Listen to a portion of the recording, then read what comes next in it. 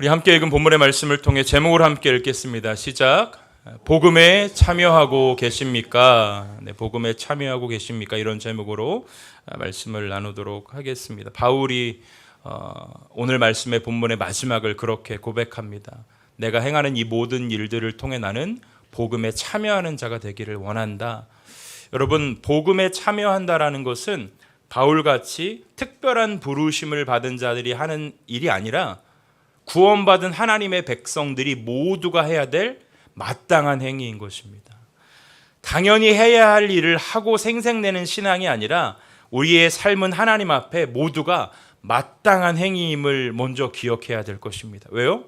구원의 은혜가 우리의 삶에 있기 때문에, 구원의 은총이 우리의 삶에 있기 때문에 하나님 앞에 드려지는 우리의 모든 신앙의 행동들은 당연한 것이고 마땅한 것이죠. 바울은 오늘 우리에게 왜 이 질문을 던지고 있는가 말씀을 통해 함께 나누도록 하겠습니다. 여러분, 사람은 누구나 자유함을 원합니다. 그죠? 속박받기를 원치 않아요. 그런데 사람은 태어나면서부터 조직에 몸을 담습니다. 가정이라는 조직에 몸을 담고, 그리고 나이가 조금 성장하면 어린이집, 유치원, 학교 이런 제도권 안에 살아갈 수밖에 없습니다. 그 안에서 규칙을 배우고 규율을 배우고 사회의 규범들을 배우면서 건강한 한 사람의 인격체로 자라나게 되죠. 그럼에도 불구하고 인간은 간섭받기보다는 자유의 의지로 내 뜻대로 이 땅을 살아가고 싶어 합니다. 군대에 가는 청년들이 왜 군대를 그렇게 힘들어하나 생각을 해봤을 때에, 물론 군대가 가진 엄격한 규율이 있기도 하지만 우리나라를 예로 들면 여러분, 초등학교, 중학교, 고등학교 진짜 어렵고 힘든 입시 지옥에서의 삶을 끝내고 너무나 자유스러운 대학 생활을 맞이하게 됩니다. 전 대학 4년 내내 기숙사를 살았는데요. 가까이 살아도 누구 하나 간섭하는 사람이 없다 보니까 쉽게 게을러지고, 누구 하나 내가 자고 있어도 룸메이트든 누구든 잘 상관을 안 하더라고요. 그러니까 오히려 저도 대학 초기에는 오히려 기숙사에 살았는데 지각도 많이 했던 것 같고 결석도 많이 했던 것 같습니다. 그런데 그렇게 오랜 시간 동안 속박을 당한 학생들이 대학에서 1, 2년 정도 자유를 누리다가 아주 심한 구속을 받으니까 그 시간이 너무나 힘든 시간인 거죠. 물론 35년 동안 군생활 하신 분도 계시지만, 그럼에도 불구하고 인간은 끊임없이 자유를 갈망하고 끊임없이 구속받는 것을 싫어합니다. 그런데 바울은 늘 인간의 본성과 다른 길을 많이 걸어가는 것을 우리는 발견을 할 수 있습니다. 바울이 오늘 뭐라고 이야기합니까? 나는 원래는 자유로운 사람인데 나는 그 자유를 포기하고 나는 스스로 종이 되었다 이야기합니다. 누구를 위해 스스로 종이 되었습니까? 그리스도를 위해, 복음을 위해 나는 스스로 종이 되었다라고 이야기를 합니다. 그런데 바울이 오늘 우리에게 주는 명확한 메시지 하나가 있는데, 그것은 바울이 자유를 포기하고 종이 되기를 선택한 이유와 같습니다. 말씀을 한번 띄워줘 보시겠어요? 오늘 함께 읽은 19절부터 23절까지의 말씀, 이 다음 말씀도 띄워줘 보시겠어요? 한번 쭉 훑어보세요. 그리고 이 다음 말씀도 보면 오늘 19절부터 23절까지 말씀에 빠지지 않고 등장하는, 가장 많이 등장하는 문장이 뭐냐면 얻고자 함이라, 구원하고자 함이라 라는 말이 반복적으로 빠짐없이 등장을 합니다. 바울이 스스로 자유로움을 포기하고 종이 된 이유가 거기에 있습니다. 더 많은 사람을 복음을 통해 얻기를 위함이 자신이 자유를 포기하고 이 종의 모습으로 이 땅을 살아간다라는 것을 이야기하는 것입니다. 바울은 예수 그리스도 안에서 자유함을 얻은 사람이었습니다. 우리도 마찬가지입니다. 예수 안에 있는 사람에게 누구도 정죄함이 없습니다. 생명의 법으로 사망의 법을 이기신 주의 은혜가 우리에게 있을 뿐입니다. 그런데 바울은 그리스도 안에서도 자유를 누렸고, 율법으로부터도 자유함을 얻었고, 사람들로부터도 자유함을 누릴 수 있었습니다. 그런데 복음을 위해 자신의 권리를 포기했다라는 거죠. 여러분, 권리를 포기한다라는 게 사람들은 그 권리를 얻기 위해 살아가거든요. 나에게 힘이 부여되어지고 나에게 권리가 주어지기를 바라면서 살아가는데, 바울은 복음을 위해 오히려 자기에게 주어졌던 그 권리를 포기하면서 이것이 수많은 사람들을 얻는 일에 유익하다라면 나는 그 길을 선택하겠다라고 이야기하고 있는 것입니다. 내 거, 내 권리, 내 자유, 내 선택, 내 마음, 이런 것들을 중요하게 여기는 이 시대의 가치 가운데 바울은 다른 이야기하지 않습니다. 나는 오직 그리스도를 위해, 복음을 위해 종됨을 선택하여서 한 사람이라도 더 누군가가 복음을 알게 된다라면 그것이 나의 기쁨이고 그것이 나의 영광이다라고 이야기하면서 스스로 종이 되었던 것이죠. 여러분, 이 말씀을 나누면서 바울이 대단하다라고만 생각하지 마십시오. 나도 복음에 참여하는 사람이 되어야 한다라고 결단하시길 주의 이름으로 축원합니다. 구경하는 신앙이 우리의 신앙의 요구가 아니거든요. 어떤 식으로든 저와 여러분들의 삶의 영역 가운데 복음이 유통되어져야 되고 복음은 흘러가야 된다라는 것입니다. 바울은 자신의 삶의 자리에서 끊임없이 자기 안에 있는 그 복음이 열방을 향해 누군가를 향해, 그래서 저 나름대로의 삶의 모토이기도 한데 제 카톡 프로필에 있는 글귀를 혹시 기억 못 하시겠죠? 네. 누군가의 어딘가에 필요한 존재, 그게 저의 소망이거든요. 목사로서의 부르심이 아니라 그리스도인으로서의 부르심이 저는 그거라고 생각해요. 누군가의 어딘가에 필요한 존재로 살아가는 그것이 우리의 부르심인 것입니다. 성숙한 신앙은 권리를 주장하지 않습니다. 오히려 섬기고 사랑하는 일을 선택합니다. 나에게 주어진 것이 이것이다. 여러분, 직분이 권리가 되는 순간 공동체가 병들기 시작하는 것입니다. 나에게 주어진 직분은 섬김인 것이고 사랑인 것이지, 그 직분이, 그런데 안타깝게도 여러분 머릿속에 그려지는 대한민국 교회의 조직도가 머리에 그려지시죠. 맨 위에 목사가 있고 장로가 있고 권사가 있고 집사가 있고 성도가 있고, 그것이 깨어질 때에 정말 저는 하나님의 나라가 임한다라고 믿습니다. 그게 정말 중요한 것이죠. 제가 어제 우리 3월부터 새롭게 등록한 성도님들과 우리 라이트하우스 무브먼트 멤버십 교육하면서 그 얘기 나눴거든요. 우리에게 주어진 직분은 위치가 아니라 역할일 뿐이다.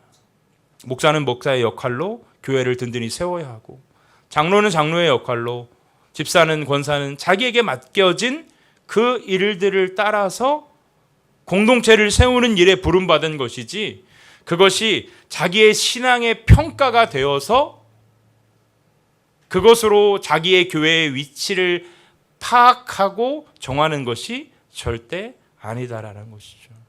성도라고 믿음이 없습니까? 장로라고 믿음이 좋습니까? 그렇지 않습니다. 제가 장로교회 목사가 아니어서 얼마나 감사한지 모르겠습니다. 여기까지 하겠습니다. 바울은 예수님의 본을 받아서 자신의 자유를 내려놓죠. 예수님이 십자가를 지어야 될 이유가 없었습니다. 그러나 아버지의 뜻을 따라 십자가를 지심으로 수많은 사람들에게 자유를 주시게 됐죠. 그 자유가 저와 여러분에도 있음을 믿으시기를 바랍니다. 그리스도가 우리의 참 자유가 되셨고 그리스도가 우리의 생명이 되셨다는 것을 우리는 기억해야 될 것입니다. 복음은 권리를 주장하는 사람이 아니라 권리를 내려놓고 사랑 때문에, 복음 때문에 권리를 포기할 줄 아는 사람이 진정한 복음을 경험한 사람이라는 것이죠. 그래서 바울은 그 복음을 전하기 위해서 20절 말씀부터 이렇게 이야기합니다. 한번 띄워주시겠어요? 20절 말씀에 보면 유대인들에게 내가 유대인과 같이, 유대인들을 얻고자 유대인과 같이 되었고, 율법 아래에 있는 자들에게는 내게 율법 아래에 있지 아니하지만 율법 아래에 있는 자같이 된 것은 율법 아래에 있는 자들을 얻고자 함이라. 21절 띄워주시겠어요? 율법 없는 자에게는 내가 하나님께는 율법 없는 자가 아니요 도리어 그리스도의 율법 아래에 있는 자이나, 율법 없는 자같이 된 것은 율법 없는 자들을 뭐 하려고요? 얻으려고. 약한 자들에게 내가 약한 자와 같이 된 것은 약한 자들을 얻고자 하려고.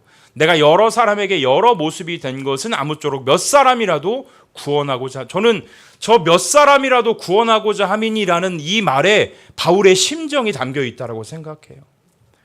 어떤 목표를 가지고 내가 10명을 구원해야겠다 이런 목표가 아니라 다만 몇 사람이라도 구원할 수 있다라면 내가 거기에 내 삶을 맞추겠다라고 이야기를 하는 거예요. 여러분, 복음을 받아들여야 되는 자들에게 나의 것을 내려놓고 그 사람을 향해 그 사람에게 맞추는 노력과 애씀이 필요합니다. 내 방식대로 전하는 복음에는 힘이 없을 수, 복음 자체에는 있지만 복음을 전하는 방법. 그래서 선교사님들 중에 한국에서 선교팀이 들어올 때 참 힘든 부분이 뭐냐? 자기들 방식으로 선교를 준비하는 거예요. 그 나라의 문화나 그 나라의 풍습이나 그 나라의 상황에 맞게 복음을 전할 준비를 하고 들어와야 되는데 그것과 상관없이 본인들 생각으로 이거 하면 좋아하겠지, 자칫하면 본인들은 애쓰고 수고하였지만 그것이 복음의 걸림돌이 될 수도 있다라는 거예요. 여러분, 신앙생활하면서 예수 믿으면서 제일 피해야 될 게 뭐냐? 내 생각이 옳다라는 생각을 늘 조심해야 돼요. 저는 제 목회의 아주 중요한 포인트라고 생각을 해요. 그래서 제가 배움의 자리를 게을리하지 않는 이유가 거기 있어요. 정말 대단한 걸 배워서 오기 때문에 그런 것이 아니라 그 자리에 가면 내 생각이 다 옳지 않다라는 걸 깨닫게 되거든요. 여러분, 그래야 공동체도 개인의 삶도 견고하게 세워질 수 있는 거예요. 자기 생각 안에 갇혀서 자기 생각 안에 이외의 것들을 수용하지 못하는 신앙은 온전한 신앙이 아니라는 것 또한 여러분들이 기억하셔야 될 것입니다.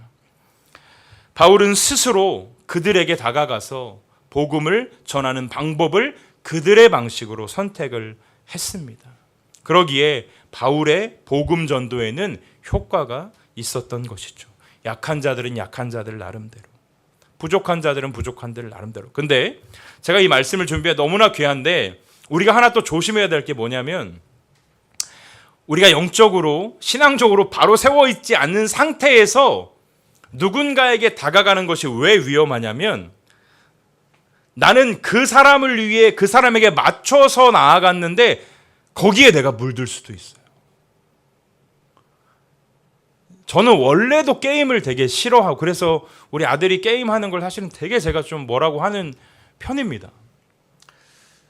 그런데 진짜 사역자들 중에 청소년 사역 열심히 하겠다고 막 컴퓨터 게임 배워가지고 지가 더 열심히 하는 애들도 있거든요. 절제가 안 되는 거예요. 애들하고 PC방 다니겠다고 열심히. 여러분, 제가 운동을 되게 좋아하잖아요. 일주일에 3개 팀을 지금 제가 막, 그런데 그게 저의 그 어떠한 것보다도 앞서버리면 그게 무슨 유익이 있습니까, 여러분? 신앙생활에서 주 계기 전도되어져 버리면 아무런 유익이 우리에게 없습니다.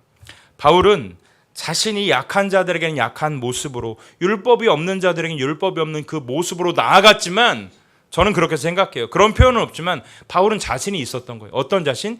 예수로 충만하였기 때문에 그 어떠한 상황이 자기에게 주어져도 그것이 나를 해할 수 없다라는 자신감이 있었기 때문에 스스로 종이 되었고 스스로 그 사람들 곁에 다가갈 수 있었던 것이죠. 여러분, 근데 이 모습은 바울의 탁월함이 아니라 예수님의 사역의 방식이었음을 우리가 알 수 있어요. 예수님께서 가장 많이 사용하신 설교 기법이 비유법이거든요. 비유로 말씀하셨거든요. 그런데 어부에게는 물고기 이야기를 하셨어요. 농부에게는 씨 뿌리는 비유 기억하시죠? 목자에게는, 목동에게는 양의 비유로 말씀을 하셨어요. 아주 우리 예수님은 고객 친화적인 방법으로 복음을 전파하셨던 분이에요. 그런데 이게 아주 귀하고 가치 있다라는 것을 바울이 발견하였고, 바울은 스스로 자기 자신을 그렇게 복음이 필요한 대상에게 맞추는 그것이 필요했던 것이죠. 목적은 무엇입니까? 22절 말씀 같이 한번 크게 읽어볼까요? 시작.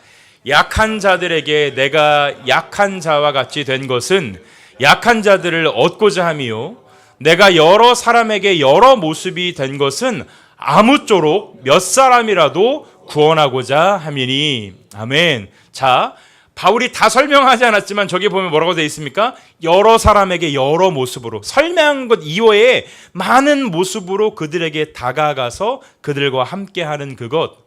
제가 소장님 만나면 제가 무조건 교회로 끌고 들어오거든요. 커피 한잔 하셔라. 뭐래도 막 제가 살면서 느끼게 된 진리인데 먹은 놈은 아무 말 못합니다. 먹이면 됩니다. 그래서 소장님이 저를 바라보는 눈빛이 다르거든요. 우리 청소하시는 여사님도 아침 일찍 청소하세요. 여기는 한 8시 전에 우리 7층을 청소하시거든요. 그러면 만날 때마다 제가 그냥 보내지 않습니다. 이유는 간단합니다. 그 작은 것 하나가 이 교회라는 것. 그래서 제가 반복적으로 말씀드리지만 저희 첫 예배 공간이 있던 건물도 여기도 마찬가지고 그런 말씀하세요. 사실 교회가 있었지만 목사님이 누군지 한 번도 본 적도 없는데 목사님은 사실 제가 뭐 그게 되게 좋아서 이게 아니라 그래도 교회가 이 건물 안에 있는데 그래서 여러분 저희가 작년 성탄절에 제가 이제 이 건물에 있는 분들에게 선물을 다 돌려야겠다. 저는 몇 개 안 될 줄 알았는데 이 건물 안에 여러분 상가가 100개가 넘어요. 하여튼 입을 조심해야 돼요. 그래가지고 100개 넘는 선물 준비해가지고 다 돌렸더니 오히려 답례로 온 선물들도 있었거든요. 고맙다, 감사하다. 1년에 한 번 정도는 좀 그렇게 섬기려고 해요. 그것이 직접적으로 그들에게 복음이 아니더라도 저는 그런 생각하거든요. 여러분, 우리 흐르는 공동체가 이 상가에 있는 한 그래도 좋은 소리를 들어야 되지 않겠는가. 복음이 직접적으로 흘러가지 않는다 할지라도 좋은 이야기를 들을 수 있어야 되는 것이 우리의 사명이고 우리의 부르심이지 않는가라는 생각을 해보게 되는 것입니다. 바울은 자신이 구원받은 이유가 한 사람이라도 더 얻기 위한 하나님의 부르심이 있다라는 그것 때문에 바울은 지금 열심히 주의 사명을 감당했던 것 같습니다. 왜 안 불편했겠습니까? 왜 오해가 없겠습니까? 왜 권리를 포기하는 일이 없겠습니까? 제가 부목사로 사역하면서 전도하면 요즘 제재가 많거든요. 왜냐하면 그때가 한참 그 서울에서 그거였잖아요. 그 마약 아이들한테 음료 나눠주고 그래서 이제 젤리를 초등학교 앞에서 나눠주는데 이거 마약 탄 거 아니냐고 애들이 그러더라고요. 제가 까서 먹었어요. 안 탔다. 안심하고 먹어라. 근데 그만큼 여러 가지 부분들이 복음을 전하고 복음이 유통되기에 어려운 시대는 맞아요. 그런데 성경을 보면 어렵지 않은 시대도 없었어요. 복음이 자연스럽게 흘러가는 경우가 많지 않았어요. 고난이 있었고 역경이 있었고 어려움이 여전히 존재했어요. 어느 시대에나 마찬가지였어요. 복음을 순수하게 받아들이는 사람들이 많지 않았다라는 거예요. 그래서 이 복음이 그들에게 필요하다라는 거죠. 세상의 가치로 강팍한 마음을 가지고 살아가는 이 땅의 사람들에게 복음은 여전히 우리가 그들에게 줄 수 있는 가장 고귀한 선물임을, 그리고 그 고귀하고 가치 있는 선물인 복음이 저와 여러분 안에 있음을 감사하는 은혜, 그 은혜가 있기를 주의 이름으로 축원합니다. 여러분의 가장 큰 감사의 제목이 복음이 되어야 돼요. 다시 할게요. 여러분의 가장 큰 감사의 제목이 복음이 될 수 있기를 축복해요. 구원받은 하나님의 백성인 것이 여러분의 가장 큰 감사의 조건이 돼야 돼요. 살면서 누리게 되는 은혜라고 표현되어지는 것들은 그냥 부가 서비스인 거예요. 본질적인 게 아닌 거예요, 여러분. 전화기의 기능이 수많은 기능이 있지만 이 기능이 전화하고 소식을 전하는 이 기능이 사실은 먼저인 것이지, 여기에서 우리가 유튜브를 보고 뭐 인터넷으로 뭐 하고 결제하고 모든 것들, 저도 보니까 없으면 못 살게끔 되어버렸어요. 은행의 업무든지 모든 것들이 여기로 다 시작되고 여기로 다 기결이 되어지는데, 그럼에도 불구하고 이 기계의 가장 중요한 기능은 무엇입니까? 전화하고 통화하는 거예요. 소식을 서로 전하는 거예요. 마찬가지인 것입니다. 복음은 누군가에게 어딘가에게로 반드시 흘러가야 되는데 바울은 그 일을 위해 내가 철저하게 낮아지고 내가 철저하게 엎드러지지 않으면, 상대의 입장에 서지 않으면 복음은 흘러가기 어려운 것이다라고 우리에게 권면하고 있는 것입니다. 말씀을 마무리하도록 하겠습니다. 사랑하는 믿음의 동역자 여러분, 바울은 왜 그리 더 많은 사람을 얻기를 원했을까요? 이유는 간단합니다. 복음으로 사는 기쁨이 그 안에 충만하였기 때문에 그렇습니다. 복음으로 사는 은혜가 얼마나 복되고 귀하고 값진 것인지를 알았기 때문에, 그래서 바울은 이거 나만 누릴 수 없다. 신기하죠? 맛집 찾으면 전도 잘합니다. 여기 가봐, 진짜 맛있어.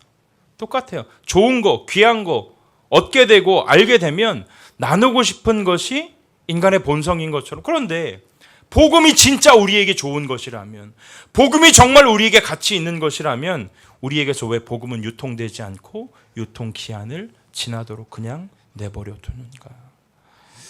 우리 사랑하는 성도들의 삶의 모든 자리를 주님의 이름으로 축복합니다. 여러분의 삶의 자리를 통해 복음이 어떤 식으로든 흘러갈 수 있는 귀한 은혜가 있기를 바라요. 내가 믿는 사람이기 때문에, 내가 복음을 가진 사람이기 때문에 내가 손해를 감수하는 것, 그것 때문에 우리를 하나님 자녀 삼아 주신 거잖아요. 손해를 감수하고 가진 것을 나누고 있는 것을 베풀고, 그게 그리스도인의 정체성이고 그게 하나님 자녀의 삶인 거잖아요. 주보 보시면 우리 선교하는 곳 밑에 제가 그렇게 써놨습니다. 나누고 베풀며 섬기는 삶, 그리스도인의 정체성입니다. 끊임없이 내 것 하는 세상 속에서 내 것을 너의 것으로 삼을 수 있는 그 신앙의 가치를 실현해낼 때에 우리 안에 하나님이 어떻게 일하시고 역사하시는가. 여러분, 하나님의 일하심이 누군가에게 있어서 그것을 구경하는 일로 여러분들의 삶이 끝나지 않기를 바라요. 내 삶에 역사하시는 하나님, 내 삶에 신실하게 일하시는 그 하나님이 여러분의 삶의 자리에 경험되셔야 돼요. 아멘이 잘 안 되죠. 경험돼, 그래야 돼요. 그게 진짜 신앙이에요. 그게 진짜 그리스도인의 정체성이라는 것입니다. 우리의 삶이 복음이 유통되어지는 귀한 통로가 될 수 있도록. 목사님, 제가 무슨 일을 할 수 있을까요? 제가 여러분의 삶의 자리를 일일이 다 할 수 없지만 저는 여러분들에게 이런 것 먼저 말씀드리고 싶어요. 내게 두 개가 있다라면 하나를 누군가에게 나눌 수 있는 그것부터 출발할 수 있었으면 좋겠고, 시작할 수 있었으면 좋겠어요. 제가 2년 7개월째 되어가는 우리 교회의 재정을 볼 때마다 하나님 앞에 감사하지 않을 수가 없어요. 참 신기하다, 우리 하나님은. 끊임없이 누군가를 향하고 있는 우리 교회를 향해 누군가도 우리 교회를 향하고 있다는 걸 많이 발견하게 돼요. 복음은 그런 거예요. 복음은 나를 향하라고 이야기하지 않아요. 그 복음을 누군가를 향하라 이야기해요. 그래서 이 땅을 살아가는 동안 주를 섬기며 살아가는 삶이 복되고 아름다운 삶이고, 주님의 영광을 위해 살아가는 삶이 가장 아름다운 삶임을 기억하시면서 여러분 스스로에게 지금 질문하십시오. 나는 복음에 참여하고 있는가? 복음의 참여자들을 구경하고 있는가? 다시 한번 삶의 모든 자리가 복음의 통로가 될 수 있기를 주의 이름으로 축원합니다. 그러면 하나님께서 여러분의 삶도 채우시고 이끄시고 인도하실 줄로 믿습니다. 함께 찬양하실까요?